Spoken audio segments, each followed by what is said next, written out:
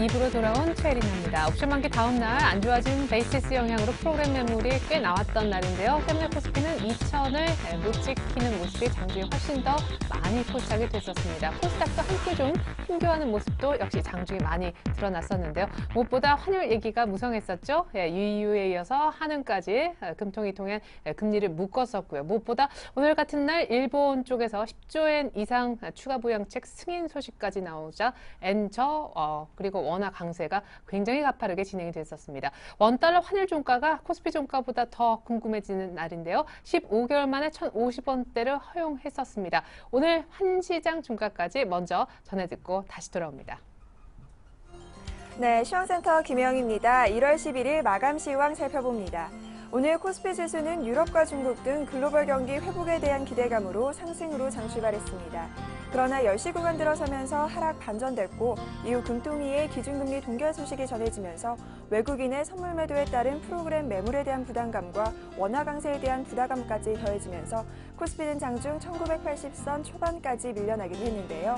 오후 들어서면서는 삼성전자가 반등에 성공하면서 코스피 지수 역시 2,000선에 올라섰지만 막판 들어서면서 낙폭을 조금 더 키운 모습입니다.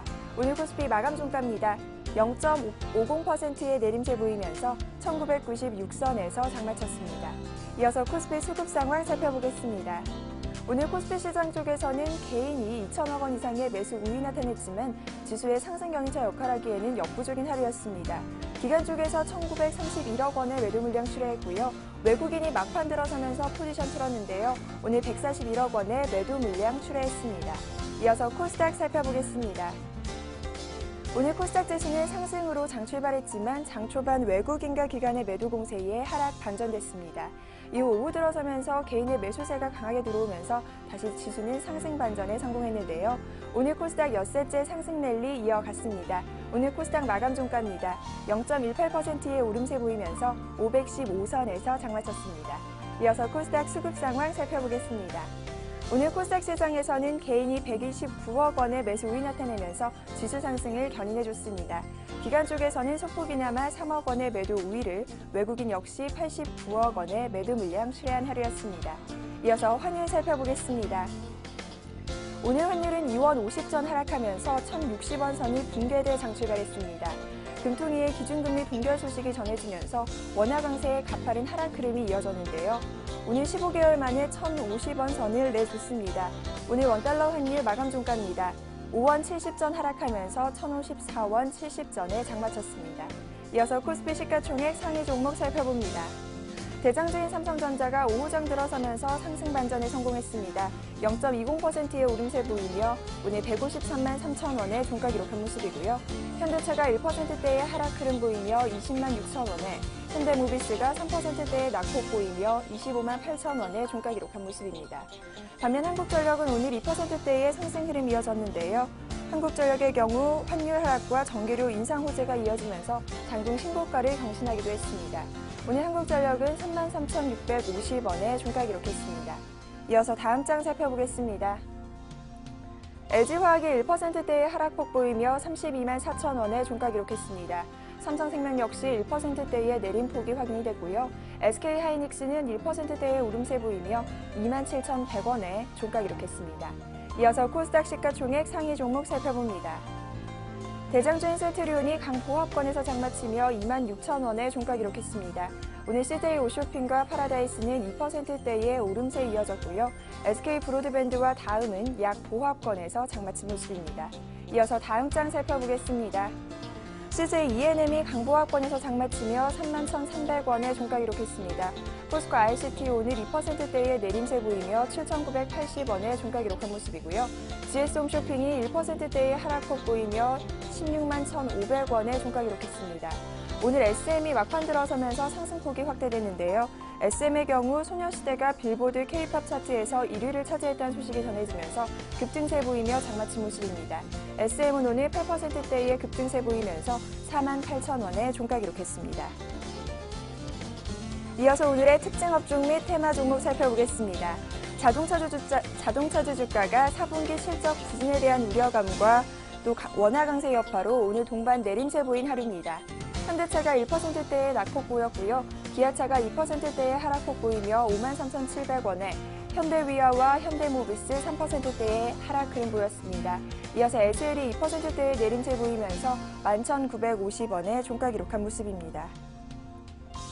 최근 상승 흐름을 보였던 증권주 주가가 오늘 차익 실현 매물로 동반 내림세 보였습니다. 삼성증권이 2.88%의 내림세 보이며 53,900원에 종가 기록한 모습이고요. 동양증권과 대신증권 역시 1%대의 내림세가 포착됐습니다. 음식료주 주가가 약세장 속에서도 오늘 선전하는 모습 보이며 동반 오름세 이어갔습니다. 대상이 7%대의 급등세 보이며 31,850원에 종가 기록한 모습이고요. 롯데제과가 3%대의 강세 흐름, 농심이 1.59%의 오름세 보이며 29만 3,500원에 종가 기록한 모습입니다. 전일에 이어 오늘 플렉시블 관련주 주가가 이틀째 상승 흐름 이어갔습니다.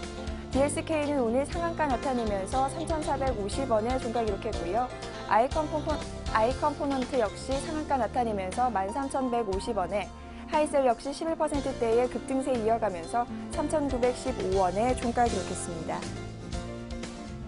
안철수 테마주 주가가 신당 창당에 대한 가능성이 제기되면서 오늘 상승세 이어갔는데요. 막판 들어서면서 호조세를 조금 나타내기는 했지만 써니전자는 상한가 보이며 3,435원에, 솔고바이오와 메커스는 약 보합권에서 장마친 모습이고요. 우성사료는 12%대의 급등세 보이면서 3,400원에 종가 기록한 모습입니다.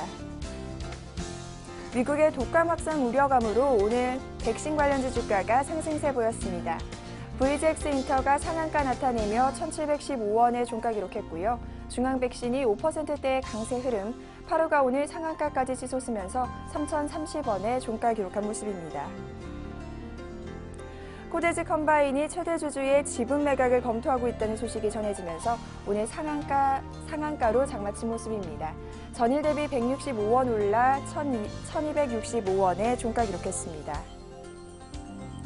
효성의 4분기 영업이익이 시장의 예상치를 크게 하회할 것이라는 전망이 이어지면서 오늘 하락 흐름 보였습니다. 5%대의 하락세 보이며 주당 3,500원씩 밀려 효성 오늘 66,400원에 종가 기록한 모습입니다.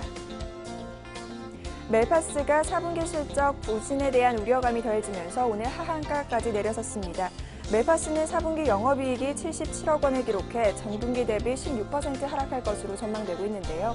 멜파스 오늘 주당 3,700원 밀려 21,050원에 종가 기록했습니다.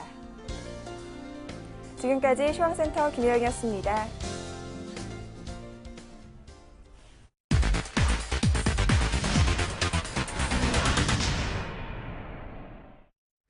네, 시작과 동시에 원달러 환율이 1,060원 깼었었는데 마지막에 더 밀려버렸습니다. 거의 6원 가까이 급락한 1,054원 70전, 1,050원대 중반도 이제 아니고 초반이다라고 보시면 되겠네요. 자, 여의도로 나가봅니다. 대신증권 최진 책임연구원 만나보겠습니다. 안녕하세요. 예, 안녕하십니까. 네, 어제 막판부터 안 좋아진 베이시스에 따른 프로그램 매물출에 또 무엇보다 환율 부담, 오늘 코스피도 2,000을 내주고 말았네요. 예, 말씀하신 바대로 일단은 12월 중에 강세 요인을 나타냈었던 여러 가지 요인들이 이제는 아무래도 좀 더 시장에서는 좀 쉬어갈 수 있는 타이밍에 아무래도 핑계거리가 좀 될 수 있는 것으로 좀 판단이 되고 있는 것 같은데요.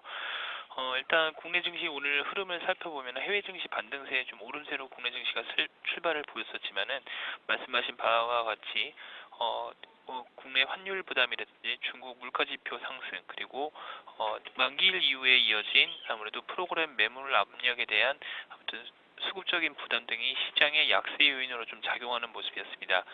먼저 일단 시장의 약세 요인 중에 짚어봐야 될 것은 아무래도 환율 부담감이라고 볼 수 있을 것 같은데요.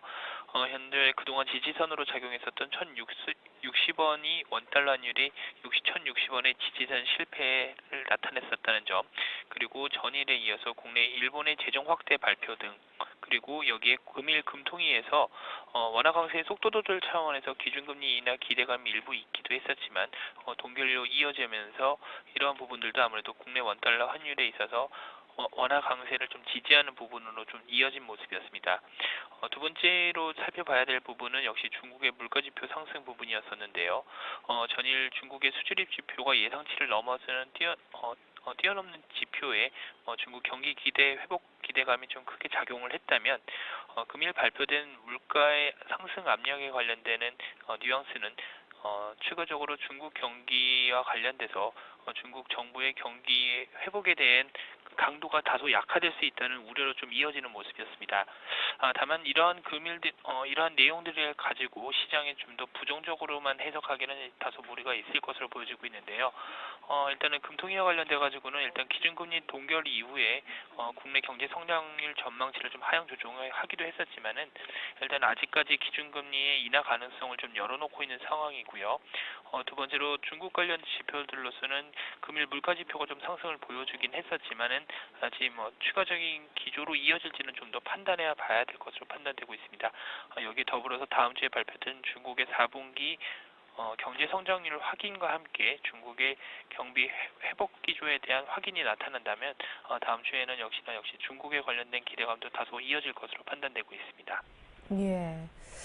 그래요. 전일 나왔던 수출이 조금 계절성이 있었다라는 분석도 있었었고, 또 약간 물가가 오르는 것에 오늘 부담도 느끼는 모습이었지만, 사실상 더 큰 어떤 의미 있는 지표가 될 수 있는 것은 다음 주에 나올 수 있는 4분기 중국의 GDP 성장률이다. 이런 얘기셨네요.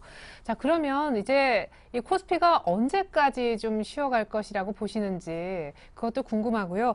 환율 전망을 좀 여쭤보면 좀 어렵겠습니다만은 사실은 원달러 환율은 그럼 그냥 쉽게 1,050원 정도는 지켜지겠지. 이렇게 일단은 지켜보면 됩니까? 그 다음 지지선은 얼마 정도일까요? 예, 일단 국내 원달러 환율 같은 경우에서는 일단은 아무래도 봤을 때 좀 최근에 그 강세 속도가 상당히 빠르게 나타났기 때문에 아무래도 최근 상황에 있어서는 좀 속도 조절 차원이 나타날 것으로 좀 보여지고 있습니다. 일단은 기술적으로 봤을 때는 기준 저점인 1,050선에 1,048.9원을 나타내고 있는데 일단은 이 부근 근처에서는 아마 추가적인 방어에 관련된 흐름이 나타나지 않을까라는 좀 생각을 좀 갖고 있고요. 국내 원엔 환율 같은 경우에서도 최근에 오늘 89엔대까지 좀 올라오면서 이런 부분도 좀 부담이긴 한데요. 현재 환율의 방향성을 돌리기는 좀 힘들겠지만 아무래도 다음 주 중 같은 경우에서는 아무튼 기술적인 부분에서 아무래도 속도 조절 차원이 좀 더 나타난다면 아무래도 국내 증시의 이러한 조정 흐름도 그 부분에서 아무래도 좀 다시 나타나지 않을까 이렇게 판단되고 있습니다. 그러면 아까 말씀해 주셨던 중국의 4분기 GDP 성장률도 주요 변수가 될 수 있다 하셨는데 지금 컨센서스는 어느 정도인지요? 3분기 GDP 성장률은 7.4%로 기억이 되는데요. 예, 일단은 지금 컨센서스 말씀하신 바와 같이 그 정도 예상이 되고 있고요. 잠시만요. 그와 관련돼서는 아무래도 7%대 후반에 지금 컨센서스를 나타내고 있는데요. 최근 연간 분기 성장률로 봤을 때 아무래도 4분기 쪽과 1분기 쪽의 중국 경제 성장률에 대한 전망치 추세는 상대적으로 좀 더 올라 있는 것으로 좀 현재 보여지고 있습니다. 이에 따라서 아무래도 성장률 전망치가 나온 이후에 아무래도 중국의 경기 회복 기대감은 다시 강화되는 부분이 있지 않을까 이렇게 판단되고 있습니다. 네, 감사합니다. 전체적으로 환율 리스크가 조금은 줄어들면서 중국의 모멘텀이 부각될 가능성 한번 생각을 해 봄직하네요. 대신증권 최진책임 연구위원의 도움 말씀 들어봤습니다. 감사합니다. 예, 감사합니다. 네, 자 이번엔 수급 분석 들으러 샘플러스로 나가보겠습니다. 남은호 원장님 만나보죠. 안녕하십니까? 예, 안녕하세요. 네, 옵션 만기 그 다음날 수급 상황 어떻게 됐는지 오늘 코스닥도 장중에 참 주춤했었는데요. 예, 그렇습니다. 항상 이 외국인들의 전략은요, 굉장히 고단수인 것 같지만 어찌 보면 또 뻔한 어떤 흐름들이 나타난다 이렇게 볼 수가 있겠는데요. 지금 전일 같은 경우에는 이 프로그램 매수 차익 잔고 자체가 한 6조 원 이상 되고 있기 때문에 프로그램 매도 물량이 상당히 좀 나올 것이다 라고 기대를 하고 좀 더 조심스럽게 접근을 했었거든요. 근데 의외로 저는 프로그램 매도 물량이 많이 나오지는 않았습니다. 그래서 안전한 흐름들이 나타나면서 마감이 되었거든요. 이러한 날, 그 다음 날 항상 조심해야 된다 이렇게 제가 좀 자주 언급해드렸던 부분인데요. 역시 오늘이죠. 예, 프로그램 매도가 상당히 좀 2천억대 이상 흘러나왔고요. 외국인들이 전일과 이어서 오늘 선물에서도 3,500계약 정도의 순매도를 보여주었습니다. 일단 선물에서 3,500계약 정도의 순매도가 나타난 부분이고요. 그 다음에 이 그림에서 하나 더 체크할 부분은요. 이 프로그램 부분입니다. 오늘 같은 경우에는요. 역시 이 비차익 쪽으로는요. 플러스가 들어왔거든요. 한 340억 정도의 순매수가 들어왔지만 차익 쪽으로는요, 830억 정도의 순매도가 들어왔습니다. 그래서 이 차익 잔고에 대한 부담감들은요, 이제부터 본격적으로 나타날 가능성도 충분히 있다, 이렇게 볼 수가 있겠습니다. 그래서 최근 며칠간의 추이를 본다면은요, 자, 완전히 이제 플러스권 차익 매수가 순매수의 기조가 좀 많이 줄어들면서 이제 순매도 쪽으로 방향이 선회된 것을 확인할 수 있거든요. 이런 순매도 기조는요, 앞에 순매수 부분이 굉장히 많았기 때문에 순매도는 좀 더 앞으로 많이 전개될 가능성이 있을 것으로 판단이 됩니다. 이런 부분들은 조금 시장에 부담감을 줄 수 있을 것이다, 이렇게 볼 수 있겠고요. 자, 오늘 외국인들 뿐만이 아니라 기관도 한 1,500억 정도의 순매도가 나왔었는데요. 그다음에 좀 기분 좋은 부분들은요, 연기금은 이러한 때 놓치지 않고 바닥에서 조금씩 걷어가더라, 이런 부분들은 또 기대감을 가질 수가 있겠습니다. 자, 기관별 집계를 보면은요, 좀 재밌는 데이터를 볼 수가 있겠는데요. 외국인들 같은 경우에는요, 지금 그 6개월 정도 기준을 한다면 아직도 매수 기조가 굉장히 많이 이제 들어와 있는 상황이고요. 우리가 지금 기관들이 계속 팔고 있는 게 아닐까라고 판단하시는 분도 계시는데요. 사실은 이 지금 거래소 측면으로 본다면 기관도 6개월 전보다는 상당히 좀 매수 비중이 좀 높은 상황입니다. 그래서 기관이 일관적으로 지금 팔고 있다, 이런 것은 아니거든요. 그래서 개인 투자자분들이 기관은 계속 팔고 외국인은 계속 사고 있다, 이렇게 생각하시는 분도 있을 것 같아서요. 이거 다시 한번 체크해 드렸고요. 코스피 200, 즉 선물 같은 경우에도요, 지금 조금씩 외국인들의 물량이 좀 많아질 수 있는 부분은 지난 6개월 동안에 6개월 전 기준으로 플러스 2만 계약 정도를 고점을 치고 계속해서 하락이 나타났었고요. 매도 쪽으로 전환이 되었고, 한번 매도가 나온다든지 또 한번 매수가 나타나는 경우에서는요, 통상 1에서 2개월 정도의 어떤 주기적인 패턴을 보여주었습니다. 따라서 지금 지난 2개월 동안에 외국인들의 선물이 강한 매수세로 전환이 되었다면, 이제 1월달 본격적으로 이제 매도세로 전환이 됨으로 인해서 최소한 1월 말 2월 초까지는요, 매도 기조로 계속 대응될 가능성이 많고요. 거기에 따라서 프로그램 또한 매도 물량이 나올 것이고요. 그래서 외국인의 매매 동향의 어떤 틀을 통해서 지수를 바라본다면요, 어느 정도 박스권 내지 일정 부분 하방 압력을 좀 많이 받을 것으로 이렇게 판단을 할 수가 있겠네요. 업종별 흐름을 보면은요, 오늘 같은 경우는 외국인과 기관 흐름들 거의 동행하는 흐름들이 몇 부분 나타났었는데요. 그렇지만 화학 부분 같은 경우에는 외국인과 기관 동반적으로 매도한 흐름이 나타났었고요. 운송 장비 또한 외국인 기관 상당히 좀 많은 매도 부분을 보였습니다. 반면 전기 가스업 같은 경우에는요, 동반적으로 이제 매수하는 흐름들이 나타났는데요. 가장 큰 시각 차이를 보였던 부분들은 역시 전기전자 업종인 것 같습니다. 외국인들 그간 상당히 좀 매도했던 부분에서 다시 매수로 상당히 좀 많이 들어온 부분이 있었고요. 기관 같은 경우에는 매도로 대응하는 오늘 하루의 흐름이 나타났다, 이렇게 볼 수가 있겠습니다. 네, 무엇보다 외국인들 이제 파생 관련해서 한 2달 정도 사이클 그리면서 움직인다라는 얘기도 아주 흥미있게 잘 들었습니다. 자, 그렇다면 오늘 장 이슈와 함께 등락을 보인 특징주 소개받아보고 싶은데, SM 저희가 1부에 어떤 분을 추천하셨다가 갑자기 급등해가지고 저희가 얘기를 많이 나왔었거든요. 특징주에 역시 SM 포함됩니까? 예, 그렇습니다. 그러면 SM부터 살펴보도록 하겠습니다. 자, SM 같은 경우에는 최근 그 11월 달 급락이 일어났었고요. 실망 매물이죠. 실적에 대한 기대치가 상당히 컸었는데, 이런 기대치를 충족하지 못함에 따라서 기관들이 대량으로 매도함으로써 주가가 6만 5천 원대, 7만 원 근접하던 가격에서 우리가 4만 5천 원까지 한 2만 5천 원 정도 급락하는 모습이 나타났었고요. 최근에 이제 점진적인 이제 회복세가 나타나는 구간이었거든요. 비단 SM뿐만이 아니고요. 엔터테인먼트 관련된 YG 엔터테인먼트 같은 경우에도 기관의 매수세 상당히 좀 많이 들어왔고요. JYP 같은 경우에도 점진적인 어떤 상승 기조를 만들어가고 있는 부분이었거든요. 그러다가 오늘 이제 소녀시대의 앨범이요, 미국 그 빌보드 월드 앨범에서 1등을 차지했다는 소식이 나오면서 장 막판에 이제 급등하는 흐름들이 나타났습니다. 장중에 이제 상한가까지 거의 들어가는 모습들이 이제 전개되었었거든요. 장 막판에 밀리면서 8%권 마감이 되었지만은요, 일단 단기적으로는요, 기술적인 저항을 받는 부분에 도달했다, 이렇게 볼 수가 있겠습니다. 그래서 단기적으로 4만 원권에서 매수하신 분들은 5만 원에서 5만 5천 원 정도에 한번 끊어주는 전략 좋을 것 같고요. 그럼 중장기적으로 본다면 SM의 같은 뭐 엔터테인먼트주는요, 아직까지 파동이 완전히 종료되었다 보기는 좀 힘들 것 같습니다. 작년에 싸이가 만들어 놓은 이 새로운 하나의 한류의 음악들이 다시 한번 좀 여파가 잔여 여파들이 분명히 좀 남아 있을 가능성이 많고요. 그에 따라서 기대감들 아직 상존해 있다. 특히 이 박근혜 당선자의 어떤 정책 속에는요, 이 컨텐츠에 대한 어떤 그 정책도 분명히 포함이 되어 있는 부분이 있거든요. 따라서 중장기적으로는 분명히 좀 안정적인 흐름들 나타날 가능성이 크다. 다만 이제 SM의 경우에는 지금 단기적으로 이런 재료에 의한 순간적인 급등이 나왔을 때는요, 항상 한 번쯤 끊어준다면 좀 더 파도를 타면서 물량을 더 확보할 수 있는 기회를 얻을 수 있다. 이런 것도 한번 염두에 두시기를 바라겠습니다. 자, 두 번째 특징주는요, 이 롯데 하이마트를 꼽을 수가 있겠습니다. 자, 롯데 하이마트 같은 경우에는요, 일단 하이마트의 인수 이후에 일단 4분기 실적은 굉장히 좀 안 좋을 것으로 지금 기대가 되고 있습니다.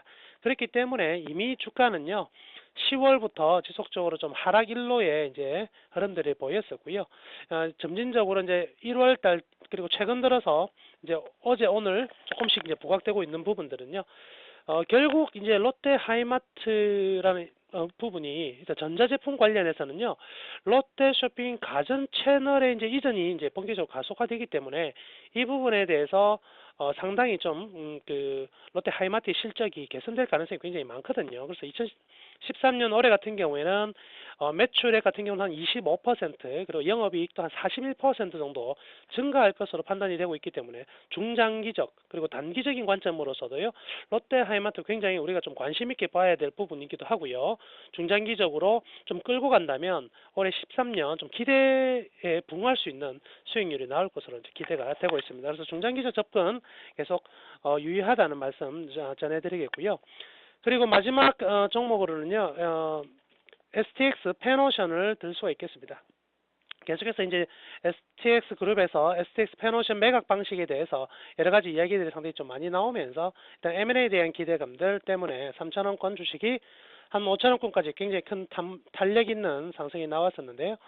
지금 또 CJ그룹에서 사실은 좀 대한해운 인수를 검토해 두고 있는데요. 만약에 이제 대한해운 인수에 실패할 경우에는 STX 펜오션 인수에도 참여할 가능성이 분명히 존재하다는 보는 전문가들의 견해가 있거든요.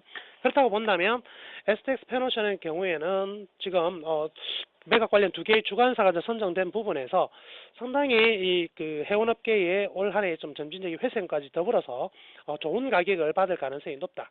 이렇게 판단하고 있는 것 같습니다. 단기적으로는 좀 추가 상승이 이제 가능한 부분인 것 같고요. 역시 재료에 의한 수급에 의한 순간적인 강세가 나타날 가능성이 크기 때문에 이 강세는 지속된다고 보기보다는 한 번쯤 적정한 부분에서 이익 실현하고 그 다음에 추이를 보는 게 나을 것 같고요. 그 적정한 수준이라는 것은 한 6,000원 선 언저리가 될 것 같습니다. 그래서 6,000원 선 언저리 정도에서 조정을 좀 받을 가능성이 크다는 거 염두에 두시면서 좀 바라보시면 되겠습니다. 네, 이익 실현 내지 매도 대응이 필요한 STX 펜오션과 SM 설명과 덧붙여 중장기로 좋다. 롯데 하이매트라는 특징주까지 대응법 챙겨주셨네요. 샘플러스 남은호 원장님의 수급 분석도 앞서 전해드린 바 있습니다. 도움 말씀 잘 들었습니다. 네, 감사합니다.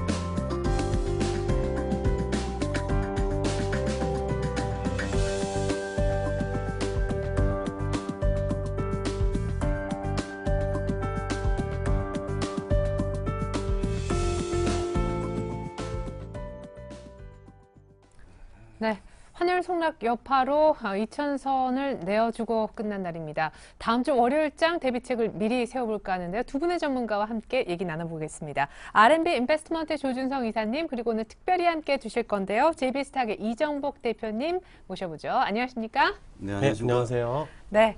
자, 오늘 특별히 이정복 대표님까지 모셔본 상황인데요. 두 분에게 다음 주 월요일 어떻게 할까요? 질문을 미리 들어봤습니다. 화면 먼저 보시죠. 자, 내일장 다이렉트 전략 다음 주 월요일 대비책이 되겠습니다. 내일 아니죠. 다음 주 월요일에 주식 사도 좋을지, 그리고 종목 선정 나름대로 기준을 갖고 계신지 여부, 그리고 어떤 종목을 살지 세 질문을 드렸습니다. 우리 조 이사님 답변을 먼저 볼까요? 고점 상단 위치에 있다. 어려운 시기이다. 그래서 사는 것을 조금 조심하라는 얘기를 하실지, 이정복 대표님은요, 개인과 기관의 신경전이 있으니 코스닥에 관심 갖는 것이 좋겠다라고 해주셨습니다. 조 이사님은 종목 고를 때 이 기술적으로 정배열인가를 살피신다고 해요. 1선과 21선과 5일선 간의 정배열, 기술적 분석을 일단 기준으로 삼으시는 것 같고요. 이정복 대표님은 많이 빠진 낙폭과대주 가운데서도 실적이 좋게 돌아설 수 있는 턴어라운드 종목인지를 체크하고 계시는 것 같습니다. 이정복 대표님의 오늘 추천주는 ICD이고 조준성 이사님의 추천주는 한국콜마가 되겠네요.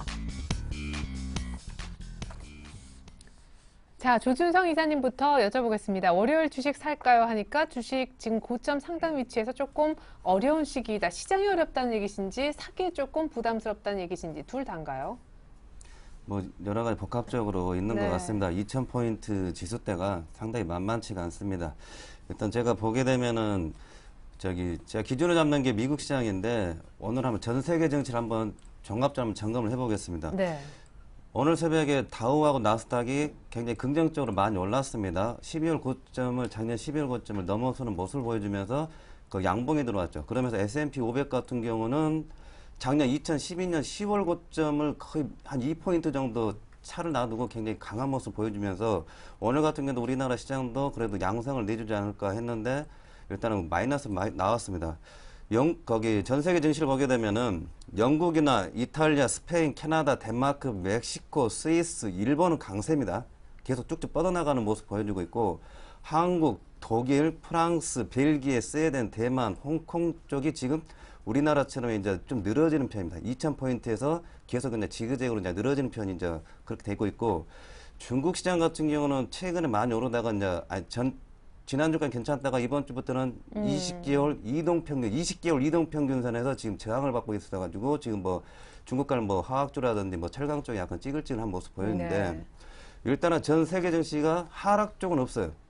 대체적으로 강세 내지 아니면 전고점 돌파 내지 하고 있고 그 다음에 지역별로 보게 되면은 북미 쪽은 캐나다, 뭐 미국, 멕시코 쪽은 강세죠. 근데 유럽 쪽을 보게 되게 되면은 거기 혼자 양상입니다. 독일 쪽은 뭐 고점에서 이제 행보하고 있고 뭐 프랑스나 이쪽 위험한 쪽은 계속 잘 올라가고 있고 각각의 어떤 차이가 많죠. 아시아권도 마찬가지. 일본 같은 경우는 굉장히 오늘 같은 경우 굉장히 셉니다. 우리나라랑 반대로.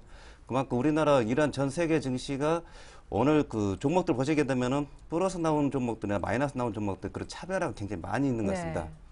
거기 있어가지고 한 가지 이제 생각해봐야 될 게 뭐냐면은 수급에 있어가지고 어제도 그렇고 오늘도 그렇고 투자 주체를 보면 개인, 기관, 외국이 있습니다. 그 기관에서 또 뜯어버쳐 보면은 뭐 투신 쪽 있고 뭐 기타 법인 있고 뭐 국가 지단체 이렇게 여러 가지 있는데 네. 그 중에 금융 투자라는 투자 주체가 있습니다. 금융 투자라면 쉽게 말씀드리면은 증권회사 고유 계정을 돌리는 쪽입니다. 그래서 기관 쪽 매도 나오는 게 지금 펀드 한매가 아닙니다. 실제적으로 증권회사 갖고 있는 고유 계정 자기네 돈을 뭐 판다는 거죠. 2000포인트 판다는 거는 차익 실현 쪽으로 좀 생각을 해봐야겠죠. 단기적으로 네. 일부 쪽이 좀 차익 실현하는데 오늘 금융투자 쪽이 오늘 마이너스 1500까지 매도했다가 종가상으로는 1000억 부근까지 들어왔는데 어제 오늘 이렇게 매도를 했습니다. 그러면서 시장에서 한 주체가 1000억 정도 매도하고 강한 매수 주체는 없는데 약간의 강한 매도 주체가 나타나게 되면 힘들어진다 이거죠. 네네. 그러면은 우리가 생각해봐야 될 게 작년에 그게 있었죠. 뱅가드 펀드. 이게 11일부터 이제 변경된 지수로 해가지고 이제 저기 체인징이 들어갑니다. 만약 체인징이 들어가게 되면은 우리나라 기준 해가지고 우리나라 들어온 자금이 한 10조 정도가 이제 체인징이 들어가야 되는데 매도를 해가지고 현금화되고 편입이 다시 들어가야 됩니다.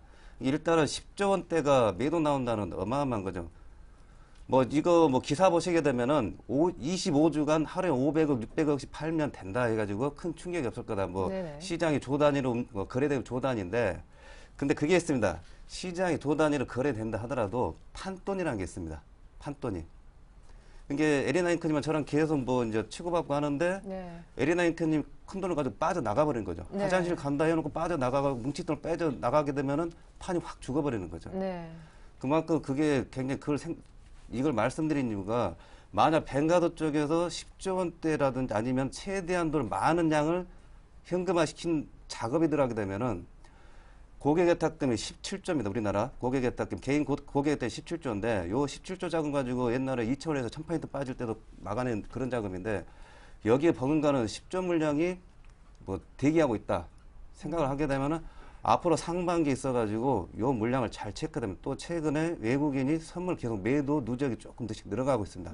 일단 뱅가드 쪽에서 전략은 이제 뭐 운영 방침이 그렇게 나와가지고 운영을 그렇게 이제 조금씩이든 뭐 최대한이든 해가지고 방향을 그렇게 가게 되면은 상반기 시장에서 있어가지고, 제가 전에도 말씀드렸지만 2013년 굉장히 만만치 않은 장세라고, 작년이 오히려 저 쉬웠습니다. 2014년은 기대치고 뭐고 재정절벽이고 뭐 유럽 문제 가지고 싹 들어갔죠 지금. 네. 지수에 있어가지고 진짜 실적 호전, 경기 성장, 뭐 경기 회복, 이거 아니면 진짜 답이 없을 정도로 어려운 장사가 2013년인데, 이런 외국인 수급에 있어가지고 투자 주체비에 있어가지고 그걸 잘 체크해야 된다는 걸 말씀을 드리겠습니다. 네.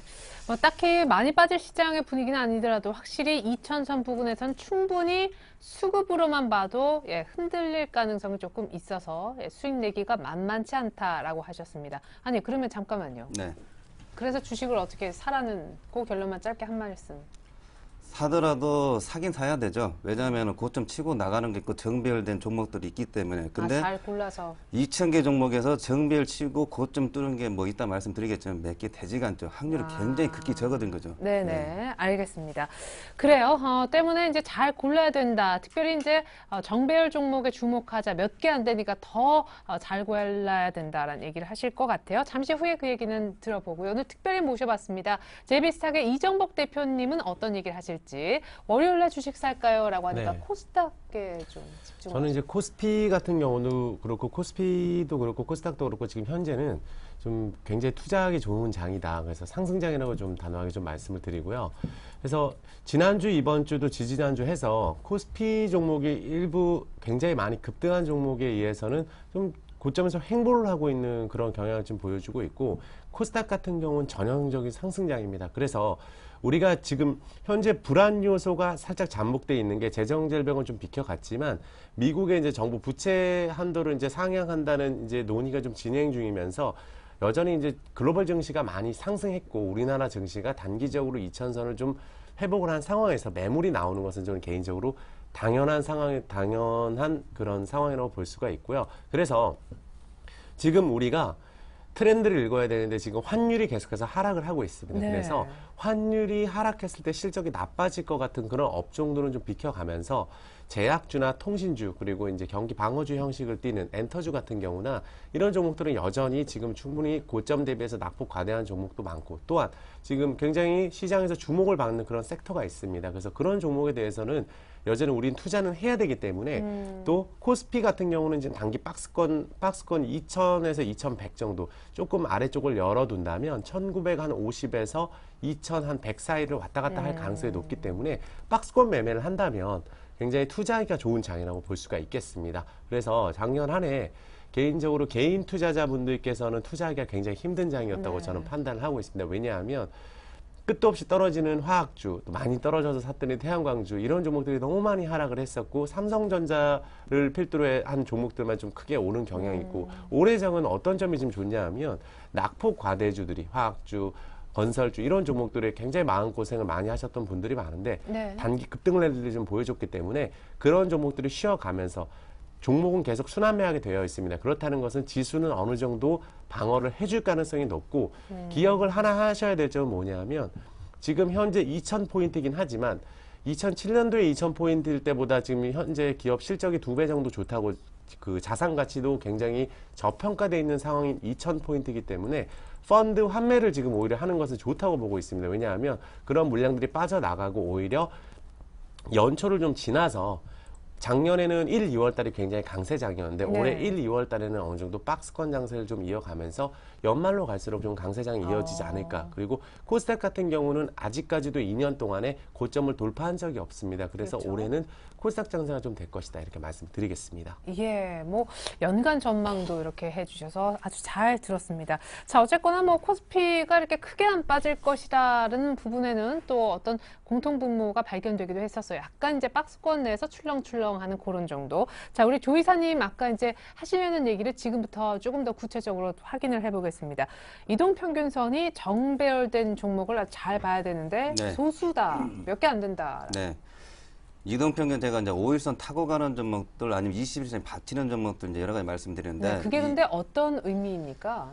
지금 같은 경우는 잘 보시게 되면은 5일선과 21선이 정배열된 종목 중에서 치고 나간 종목이 한전입니다. 그다음에 CJ 제일제당, 그다음에 보게 되면은 뭐 오늘 뭐 굉장히 올라갔던 종목들이죠. CJ 오쇼핑, 뭐 한미약품, 뭐 최근에 이러한 종목들이 이제 2,000개 중에서 보유해가지고 계속해서 삼성전자가 뭐 158만 원 이렇게 유지하는 게 아니라 여러 사이드 종목들이 지금 치고 나가는 게 이제 5일선과 21선이 치고 난 거고 이군 중에 보게 되면 이제 상승 추세형인데 근데 일단 여기까지는 예. 보면은 이상하게 뭐 제약이라든가 이런 네네. 내수주가 굉장히 많네요.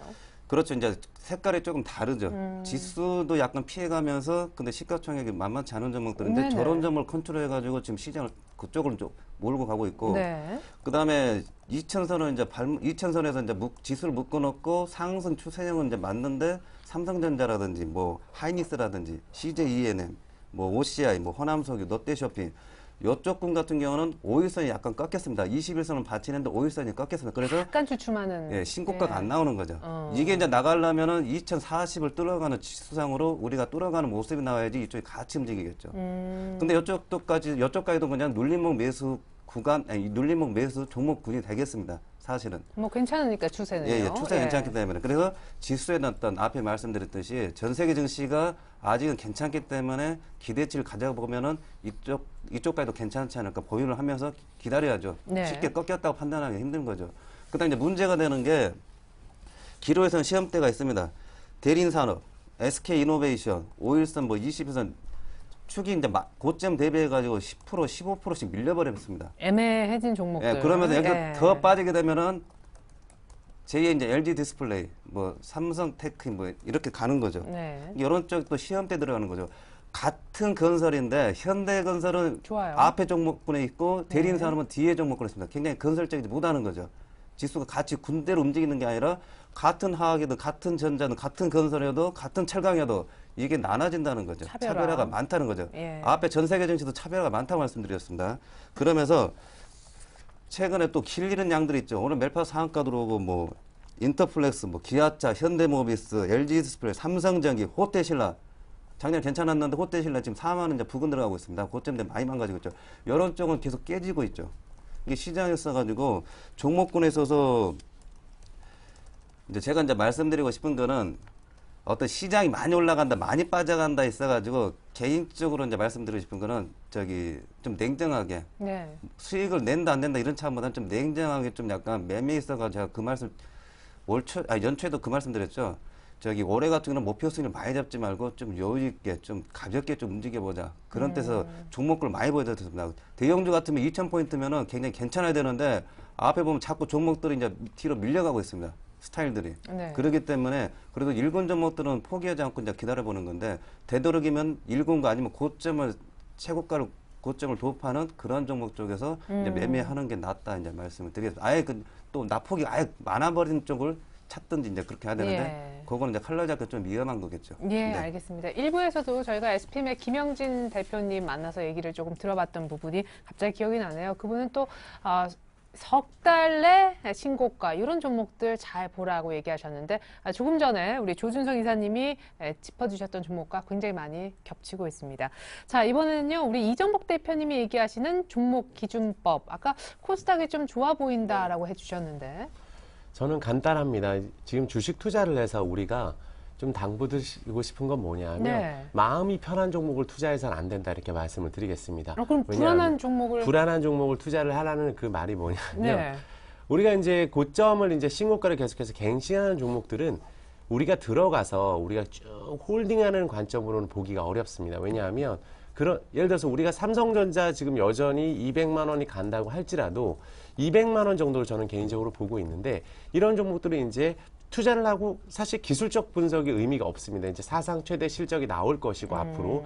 그러면 우리가 이제 투자를 할 때 그러면 마음이 편한 종목이라면 어떤 걸 말씀드리냐면, 기술적으로 조금씩 올라가긴 하지만 좀 기술적으로 너무 편안한 자리에서 거래를 하는 종목들은 의외로 올라가는 수 있는 폭 자체가 굉장히 좁다. 그래서 우리는 개인 투자자 같은 경우는 항상 목표가 뭐냐 하면 단기간에 좀 뭔가 한 상한가 한번 기록하는 게 어떤 네네. 것이 있을까? 내 생에 오늘 좀 한번 주식 투자해서 예. 급등 한번 어떤 거 갈 종목이 있을까? 이런 거에 대해서 고민을 한다면 그렇죠. 주식시장에서 가장 큰 호재는 낙폭 과대라고 말씀을 드리겠습니다. 실적이 턴 어라운드 되는 종목들이 우리가 늘 관심을 가져야 되는데, 예를 들어서 제가 이 주간 공략주 시간에 한번 설명을 드렸었는데 테라세미컨이라는 종목을 한번 언급을 드렸었는데, 네. 자, 이런 종목 기술적으로 한번 보시면 이럴 때는 우리가 전혀 매수하기가 싫습니다. 이렇게 계속 떨어질 때는 우리가 매수하기가 싫고, 네. 그러면 이제 우리가 언제 매수하면 이렇게 1차 상승을 하고 나서 한번 눌렸을 때, 그렇다는 것은 지금 여기서 이 정도 폭은 수익이 거의 한 70%에 육박하는 수익이 나오는 종목입니다. 예를 들어서 대림산업이다. 우리가 지금 삼성전자가 최근에 신고가를 갱신하고 있지만 대림산업이 저점에서 올라온 폭이 거의 30-40% 이상 정도 되기 때문에, 그럼 이런 종목들은 왜 이렇게 많이 오르냐 하면 많이 빠졌기 때문에 많이 오르는 것이고, 경기가 올해부터 조금 경기가 조금 회복될 것이다라는 그런 기대감에 의해서 주가는 먼저 움직여주고, 실질적으로 회복이 되면은 또 이렇게 단기적으로 급등한 다음에 우리가 또 매수를 하게 되면 크게 수익을 볼 확률이 없기 때문에 한번 눌려줬을 때 이런 종목은 재차 다시 상승할 가능성이 있다고 보고 있고요. 근데 이상하게도 개인분들은 낙폭 과대 들어가면 꼭 낙폭이 더 과대가 되고. 포인트가 있습니다. 낙폭 과대주도 아무거나 들어가는 것이 아니라 낙폭이 과대하고 나서 반등을 해줄 때 기관들이나 외국인들이 들어와 주느냐. 예를 들어서 시총이 좀 높은 종목들은 반드시 낙폭 과대주가 되면 그 기관들이나 외국인들이 한번 들어와 줍니다. 예를 들어서 최근에 이제 저는 이제 낙폭 과대주 같은 경우에 좀 관심 있게 보고 있는 게 이제 후성이라는 종목도 좀 관심 있게 보고 있는데, 네. 2차 전지 쪽으로 여전히 좀 유망하다고 볼 수가 있겠습니다. 아직 오르지 않았고, 예를 들어서 이 후성이라는 종목도 한 두 달 전으로 돌려보면 이때 이 폭 자체가 워낙에 많은 상승을 해줬었는데, 이럴 때 우리 개인 투자자분들은 굉장히 5일선 정배열되고 21선 이평선 돼서 이럴 때 잘 들어가서 손절도 못합니다. 이런 종목들은 떨어지게 되면은 그냥 손절도 못하게 떨어지기 때문에 항상 우린 많이 빠졌을 때, 예를 들어서 지금 LG전자다. 그러면 LG전자가 올랐을 때 매수, 요럴 때 관심을 갖는 게 아니라 항상 한번 1차로 상승을 하고 나서 하락을 해주고 나서 다시 한번 내려왔을 때, 오히려 하락을 해줬을 때 매수를 하면 충분히 금방 트레이딩 관점에서 좋게 수익을 볼 수가 있는데, 이렇게 올랐을 때 움직이는 상황에서는 또 기관이 들어왔구나. 그럼 기관들은 하루 이틀 들어오고 또 매도 치는 경향이 많습니다. 근데 NG전자는 중장기적으로 좀 좋게 보는 이유는 뭐냐면 1등 주인 삼성전자가 예를 들어서 지금 치고 나간 상황에서 OLED TV 쪽은 오히려 LG전자가 먼저 선보이면서 치고 나가는, 앞으로 턴 어라운드가 될 수 있는, 예를 들어 앞으로 낙폭 과대이면서 주가가 여전히 오르지 못한 종목들, 위에가 많이 열려있는 종목들에 여러분들이 관심을 가진다면 좋은 수익을 거둘 수 있을 거라 판단하고 있습니다. 네, 좋습니다. 그러면 한 가지 그냥 짧게 질문 드리고 싶은 거는, 실적도 같이 좀 보시나요? 낙폭 과대뿐만 아니라?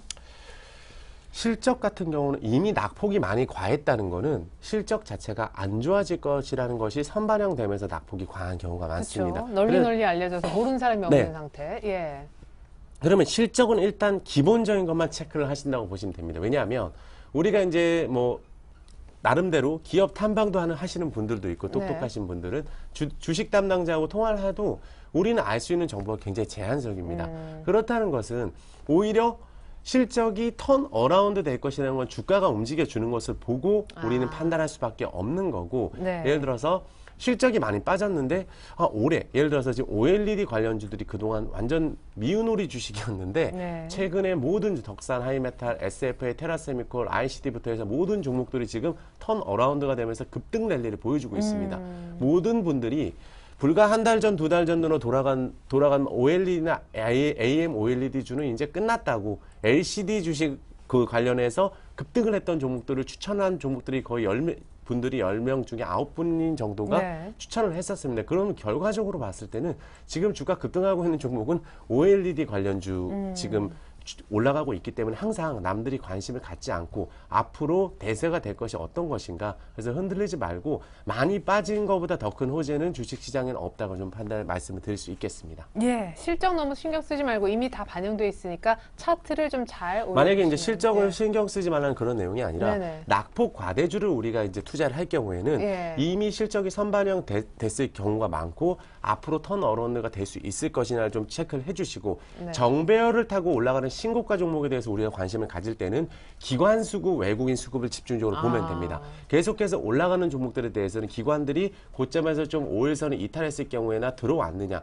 이런 종목들에서 우리가 관심을 갖는다면 정배열 종목들 같은 경우는 이제 좀 중장기 투자를 네. 하시는 분들이 이제 좀 눌림목 매매를 하는 점이 좋고 낙폭 과대주를 매매하시는 분들은 단기적으로 좀 고수익을 노릴 수 있는 그런 걸 노리시는 분들이 투자하기에 좋다고 판단하고 있습니다. 네, 잠시 후 단기 고수익 누릴 수 있는 종목 알아볼 텐데, 시간이 정말 많이 가네. 조 이사님의 한국콜마 설명과 지난주 NC소프트 AS 같이 묶어서 가보죠.